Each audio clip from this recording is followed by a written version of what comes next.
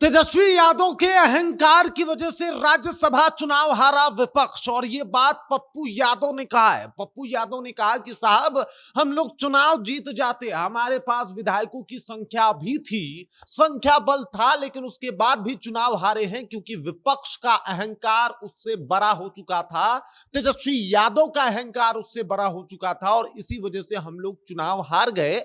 अगर वो टिकट के तौर पे अब्दुल बारी सिद्दीकी या फिर हिना साहब का चुनाव करते और उनको राज्यसभा भेजने की बात करते तो शायद कांग्रेस भी उनको पुरजोर तरीके से समर्थन देता, लेकिन वो जो है वो कांग्रेस को टाइम टाइम पे इग्नोर किए हैं। और अब इस तरीके से बात हो रही है कि कांग्रेस ने धोखा दिया है, तो साहब हम विधायकों से जवाब मांगेंगे, लेकिन आपके अहंकार का क्या, जिस अहंकार को आप लिए फिरते हैं। पूरी कहानी आपको बताऊंगा। एक बार फिर से पप्पू यादव वर्सेस तेजस्वी यादव वाला मामला सामने आया है, जहां पे पप्पू यादव भड़के हैं तेजस्वी यादव के ऊपर। हालांकि ये पहली दफा नहीं है जब पप्पू यादव तेजस्वी यादव की खोज खबर ले रहे हैं, बल्कि कई दफा ऐसा देखा गया है जब पप्पू यादव ने तेजस्वी यादव के ऊपर कई सारे आरोप लगाए हैं। और इस बार राज्यसभा हारने का ठीकरा भी पप्पू यादव ने तेजस्वी यादव पे फोड़ दिया है। पूरी कहानी क्या है, चलिए इसको विस्तार पूर्वक बताते हैं, समझाते हैं।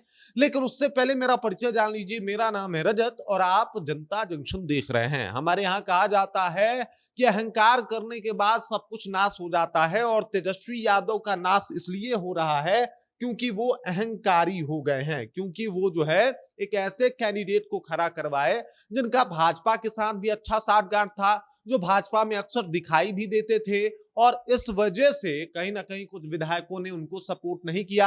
हालांकि विधायकों ने सपोर्ट नहीं किया तो कांग्रेस ने उनसे जवाब मांगा है, क्योंकि वो पार्टी लाइन से अलग हटके काम किए थे। लेकिन तेजस्वी यादव या फिर जो विपक्ष है वो कहां बेहतर था, उनका अहंकार बहुत ज्यादा था, और इसी वजह से, इसी परिणाम की वजह से ये जो कुछ सामने समस्या आई है, सब कुछ अहंकार ने ले डूबा है। अब जिस तरीके से पप्पू यादव ने ये बात कही है, इससे जाहिर सी बात है तेजस्वी यादव की समस्या बढ़ने वाली है। अब देख लीजिए, ये तस्वीर देख लीजिए, ये है मोदी जी और ये है ये जो तेजस्वी यादव हैं उनके प्रत्याशी। अब देख सकते हैं आप कि किस तरीके से दोनों साथ में खड़े हैं, इतनी नजदीकियां हैं, उसके बाद भी मोदी जी के प्रत्याशी को अगर तेजस्वी यादव खड़ा करवा रहे हैं तो भाई कांग्रेस को ये बात ना गवारा गुजरनी लाजमी थी। और यही बात अब पप्पू यादव भी कह रहे हैं कि भाई ये किस तरीके का बातचीत है। ये तस्वीर बहुत कुछ बयां कर रहा है। मोदी जी के साथ तेजस्वी यादव के जो ये प्रत्याशी हैं वो क्या कर रहे हैं, किताब का लेन देन चल रहा है भाई, गजब का माहौल बना हुआ है। और इसी वजह से जो है कहीं ना कहीं चुनाव हार गई आरजेडी, चुनाव हार गया विपक्ष, वरना हम लोग चुनाव जीत जाते। अब पप्पू यादव के इस ऐलान के बाद कहीं ना कहीं फिर से एक बार बिहार के सियासत में भगदड़ मच गई है, और ये माना जा रहा है कि अहंकार के बदौलत तेजस्वी यादव एकमात्र राज्यसभा की सीट जहां पे वो अपने प्रत्याशी को पहुंचा सकते थे, प्रत्याशी चुनाव और उनका अहंकार, ये सब कुछ डुबा दिया। इसके अलावा ये आरोप भी लगाया पप्पू यादव ने कि साहब कांग्रेस को हमेशा इन्होंने हल्के में लिया, कभी तवज्जो नहीं दिया, हमेशा साइड करके चले, तो अब ऐसे में इस बात को लेके क्या रोना कि फला किसकी जगह बैठ गया।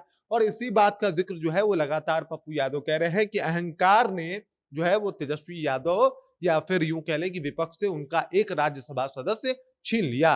पप्पू यादव का यह भी कहना है कि 41 विधायक थे और ऐसे में हम लोग किसी भी कीमत पे चुनाव हारने वाले नहीं थे, लेकिन जिस तरीके से तेजस्वी यादव ने इन सब चीजों को मतलब हल्के में लिया, उसी का परिणाम देख सकते हैं। एक भूमिहार नेता को खड़ा किया। अगर वो उस जगह पे हिना साहब जिनकी चर्चा हुई थी, कई विधायकों ने साफ तौर पे कहा था कि हिना साहब को जो है वो खड़ा कीजिए, लेकिन हिना साहब को इग्नोर कर दिया गया। अब्दुल बारी सिद्दीकी को इग्नोर कर दिया गया। और भी कई ऐसे बड़े चेहरे थे, नेता थे जिनको यहाँ पे लाया जा सकता, लेकिन उन तमाम लोगों को इग्नोर जो है वो तेजस्वी यादव ने किया। और एक भूमिहार नेता के लिए उन्होंने बहुजन समाज के पीठ में छुरा भोंका। इस तरीके के आरोप अब तेजस्वी यादव पे लगने शुरू हो गए हैं।